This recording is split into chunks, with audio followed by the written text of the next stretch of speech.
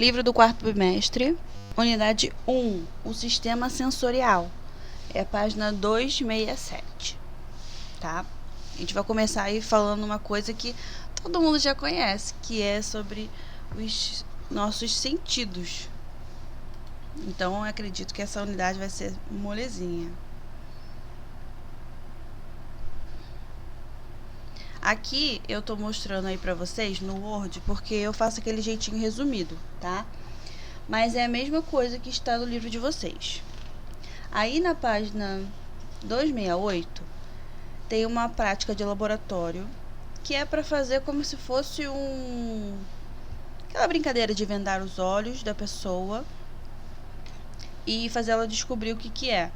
Só que, como a gente está longe do outro, vocês podem fazer isso aí na casa de vocês, com a família de vocês, e preencher aqui essas etapas que estão pedindo no livro, tá?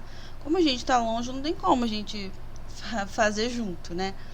Então, faz aí com o pessoal da sua casa e anota aí na página 268 e tem um pedacinho na 269 também.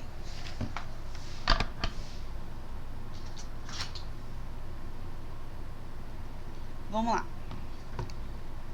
Aí na página 269 começa a falar sobre os sentidos humanos.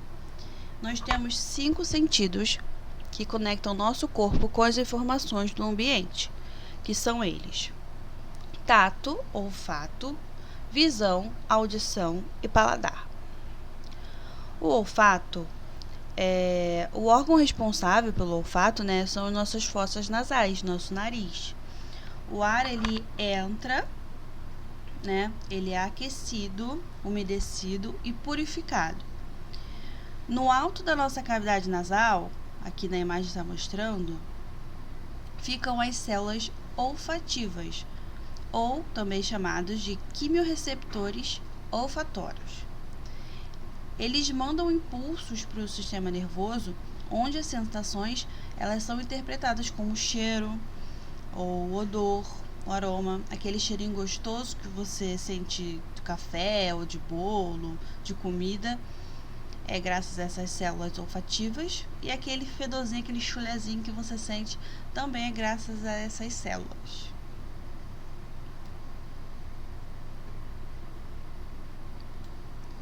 Pulando agora para o paladar. O paladar, lógico, é a nossa língua que é responsável por diferenciar os gostos: doce, salgado, azedo e amargo. Isso é possível porque na nossa língua, não sei se vocês já repararam, olhando bem de pertinho, tem como se fosse várias bolinhas, né, que são as papilas linguais. A gente tem por toda a nossa língua, né, e ela se estende a faringe, a laringe e a epiglote. Então, a nossa língua não é só isso que a gente vê aqui na nossa boca, tá? Ela continua um pouquinho. Nas papilas linguais se encontram os botões gustativos, formado por células epiteliais ligadas aos neurônios responsáveis pela percepção de sabores. Então, vocês estão vendo que todos os nossos sentidos eles trabalham ligados ao sistema nervoso, né? A gente estudou que o sistema nervoso ele que manda na gente, no nosso corpo. Então, não seria diferente agora. Então, nosso olfato, nosso paladar e todos os outros sentidos estão ligados ao sistema nervoso também. E aqui a gente tem essa imagem aqui que mostra onde que a gente sente os sabores. O doce a gente sente aqui na pontinha, o azedo aqui no cantinho de trás, assim. Tanto que a gente come um limão, alguma coisa azeda assim, é bem aqui atrás mesmo que começa a salivar, dá um... A gente até prende a bochecha assim, não sei nem explicar como é que é. A gente faz até uma caretinha quando tá muito azedo. O salgado é aqui, ó, nessa parte branquinha. E o amargo é lá no fundo da língua. O olfato e o paladar, eles trabalham juntos. Por isso, quando a gente está resfriado, a gente não sente muito bem o gosto das coisas. Por quê? A gente sente o cheiro das coisas e a gente sente o gosto das coisas. As células do nariz, né, essas células olfatórias que ficam aqui no nariz, quando a gente está resfriado, ela fica coberta de muco. E aí a gente não consegue sentir o cheiro das coisas, né? E parece que tá faltando alguma coisa na nossa comida. A gente consegue sentir o gosto, mas não tão perfeitamente como se a gente não tivesse resfriado. Eu, inclusive, estou ficando. Tá bom, melhor resfriado do que coronavírus. Aí aqui, tá falando um pouquinho, essa parte que eu tô mostrando agora é a parte do 271 do livro de vocês. Tá falando sobre o paladar, o olfato e a memória. Que eles trabalham juntos, né? Normalmente a gente sente um cheirinho de bolo, alguma coisa assim, a gente lembra de alguma comida que a avó fazia pra gente. Aqui em casa é bolinho de chuva, que é uma comida assim que eu lembro que minha avó fazia muito pra mim.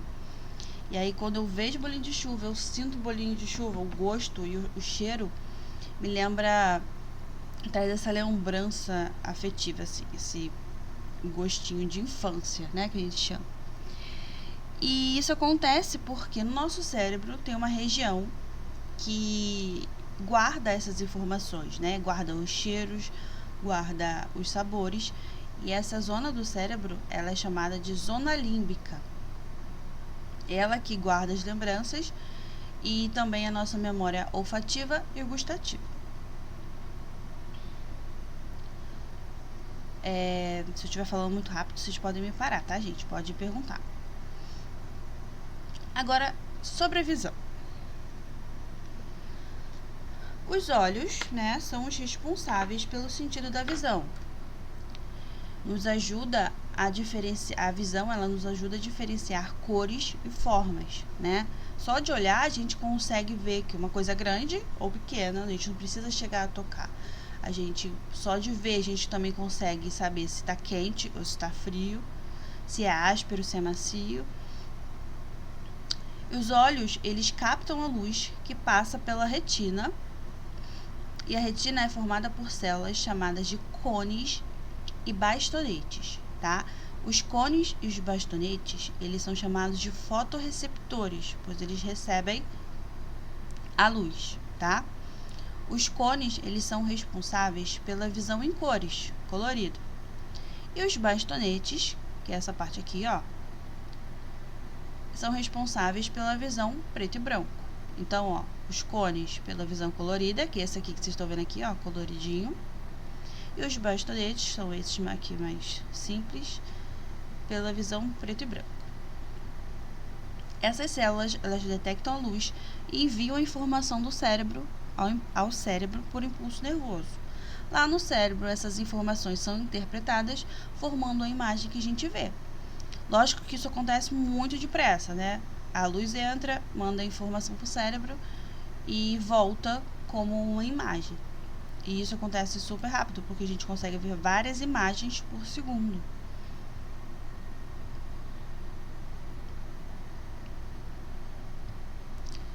A audição, gente, é a nossa capacidade de perceber os sons, né?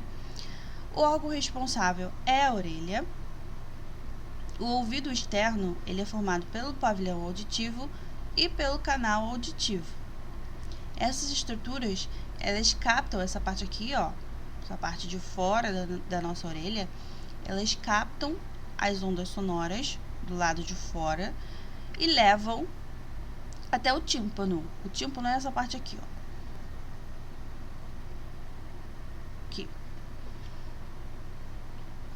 O ouvido médio começa no tímpano aqui. E as vibrações da membrana timpânica movimenta 3 ossinhos, que são esses ossinhos aqui bem pequenininhos. Eles são mais ou menos do tamanho de um grão de arroz. E o nome desses 3 ossinhos são martelo, bigorna e estribo. O estribo, ele passa, essa aqui, ó, ele passa as vibrações para a cóclea. A cóclea já é essa parte aqui, toda enroladinha, que parece um caracol. E essa cóclea, ela é responsável por transformar as vibrações do ambiente em impulsos nervosos. No ouvido interno, aqui, nessa parte, tem um líquido que informa para o nosso cérebro a posição do nosso corpo, tá? Então, esse líquido que fica aqui dentro, ele também é responsável pelo nosso equilíbrio. E quando a gente fica girando, nós ficamos tontos porque esse líquido também fica girando. Então, se você ficar girando, eu tô aqui numa cadeira que gira. Se eu ficar girando nessa cadeira e parar de girar, eu vou ficar me sentindo como se estivesse girando ainda, porque esse líquido que tá dentro de mim tá se movimentando ainda, né? Tá girando ainda.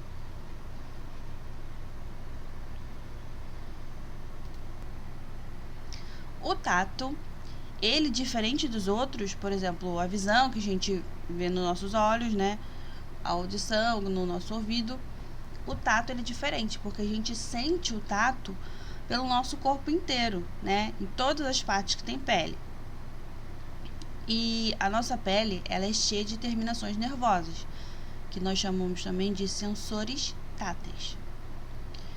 Isso permite que a gente receba estímulo térmico, mecânico e doloroso. As informações são percebidas pelo sensor tátil e enviadas ao cérebro, onde são interpretadas como sensações do tato. O tato, ele é o único sentido que fica atento quando a gente está dormindo, né? Ele funciona como um guarda do sono. Tanto que se a gente estiver dormindo, a gente não vai estar vendo nada, né? Dependendo de uma parte do sono, se o sono estiver muito pesado, a gente também não vai ouvir. E a gente não vai sentir cheiro direito, porque nosso corpo está descansando. O sentido que fica ali alerta é o sentido do tato, né? Se, por exemplo, tua casa pegar fogo, Deus me livre, está repreendido em nome de Jesus Cristo. Mas aqui, numa situação hipotética, uma casa pegando fogo, a pessoa está dormindo, lógico que ela vai sentir o cheiro, né? Ela vai sentir o cheiro de queimada ou fumaça. Mas se a pessoa tiver um sono muito pesado, ela pode não sentir o cheiro da fumaça. E ela pode sentir o calor chegando perto dela. Ela vai sentir muito calor, e aí vai fazer ela acordar. Na página 273 tem umas curiosidades, né, no Saiba Mais, sobre animais, sobre os sentidos dos animais. É um texto bem grandão, eu tirei só algumas partes pra gente poder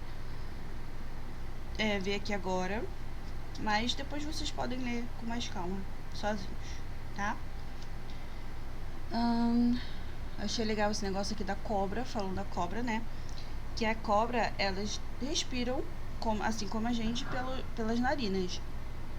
Só que a maior responsável por esse olfato delas é a língua. A língua delas tá sempre para fora, né? Que vocês podem ver em vídeos e fotos aí. Tá sempre para fora. E a língua delas é assim, bifurcada, né? Tem duas pontinhas. Essa língua assim, com duas partes, ela ajuda a captar partículas, né, de odores, de cheiros, e leva até o céu da boca dela, onde tem um órgão que é específico para identificar os cheiros. Por isso que ela tem essa língua assim partida, para saber de qual direção que está vindo o cheiro e se orientar melhor. A maioria das cobras não tem uma visão muito boa, por isso que elas contam muito com esse esquema aí dos cheiros pela língua também. E os super sentidos dos animais. Nós escutamos alguns sons que os animais não conseguem ouvir. Existem animais que se comunicam em frequência mais baixa do que a gente, que nós chamamos de infrassom, e frequências mais altas, que nós chamamos de ultrassom. As baleias, os golfinhos e os morcegos são bastante conhecidos por essa habilidade, né, de conseguir se localizar pelo eco dos sons que eles emitem. Os elefantes, eles também produzem e eles escutam infrações, né, que são essas frequências mais baixas. Os elefantes, eles podem ouvir um trovão a 500 km de distância, o que equivale à distância de São Paulo e Belo Horizonte. Então, gente, é muito longe, né? E os elefantes, eles conseguem ouvir esse barulho longe pra caramba. Aqui, no caso, tem uma foto de uma orca e de um golfinho falando que é baleia, mas a orca também é um golfinho, gente. Né, Apolo? Meu Deus do céu, meu filho tá estudando também. Agora, bom, acabamos aqui a parte da matéria da unidade 1. Essa foi bem rapidinho, graças a Deus, bem fácil, né? Antes de eu começar a falar disso aqui, quero saber se alguém tem alguma dúvida. Se tiver, a hora é agora. Falar um pouquinho sobre Cavaleiro do Zodíaco. Quem aí já ouviu falar desse anime?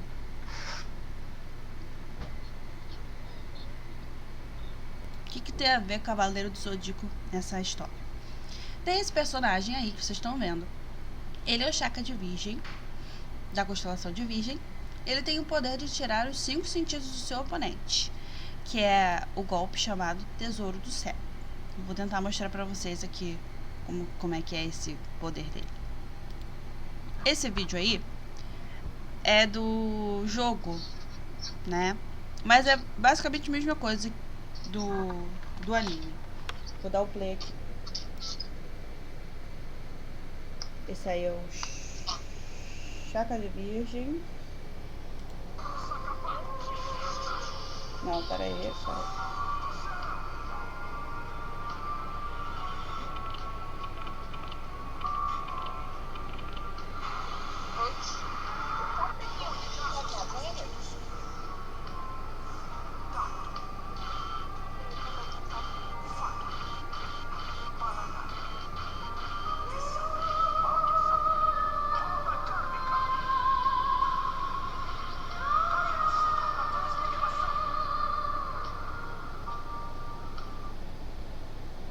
Então, basicamente isso aí. Ele vai tirando cada um dos 5 sentidos do oponente. E aí a pessoa morre, né?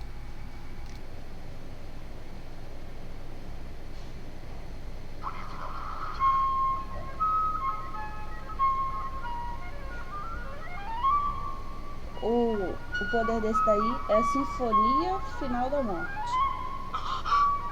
O som da flauta dele entra, né, no ouvido, vai pro cérebro e estoura o tímpano. A pessoa também não consegue usar os sentidos.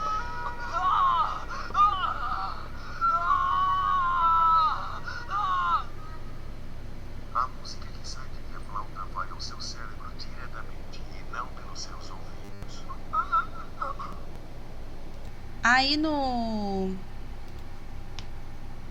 livro de vocês, lá na página 274